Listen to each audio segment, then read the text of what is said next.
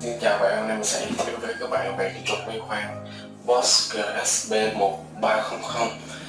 Và đây là ngoài của chúng ta, ở trên đây sẽ có cái tem thông số của nó.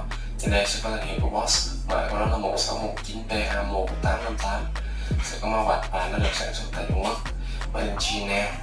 Và giờ mình sẽ mở cái hộp lại cho bạn xem. Cuốn dày rất là nhiều.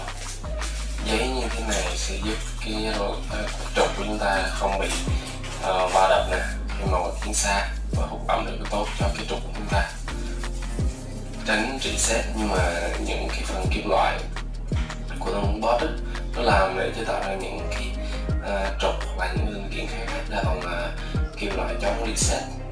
Và đặc biệt là những cái thằng BOSCH như thằng HITACHI cũng vậy, thì những bánh răng này rất là to.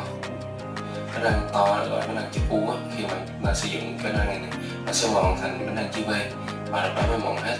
Thì còn những cái dòng Trung Quốc và những dòng mà kém chất lượng á, thì đây là bánh răng chữ V luôn rồi, thì còn sử dụng một thời gian thì mòn nó nhanh, không sử dụng được nữa. Nhưng đối với cái dòng của BOSCH hoặc HITACHI nó từ chữ U thành chữ V và nó mòn hết, thì chúng ta cái thời gian sử dụng cái trục của bánh răng của nó rất là lâu. Và đi theo nó sẽ có hai bạc đạn. Thì mình thích bạc đạn này là bạc đạn, đây là bạc đạn ở phần loại giữa là cao su. Khi mà nó hoạt động nhiều á, thì cái phần này nó sẽ không tạo ra nhiệt nhiều, tại vì là cao su thì không tạo nhiệt đó, và nó giúp cái máy chúng ta chạy rất là êm đó, nó rất là đầm. Và xem cái trục, nguyên trục nó được bằng kim loại nguyên khối tiện ra nên nó rất là chắc chắn.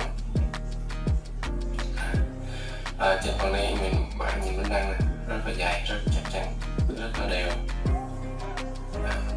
Thì mình đã vừa giới thiệu với các bạn về cái trục của máy khoan BOSCH GSB1300. Cảm ơn các bạn đã xem video. Nếu mình thích mình hãy subscribe, like kênh của mình để có thể nhận liên tục những video của mình. Cảm ơn các bạn, xin chào các bạn.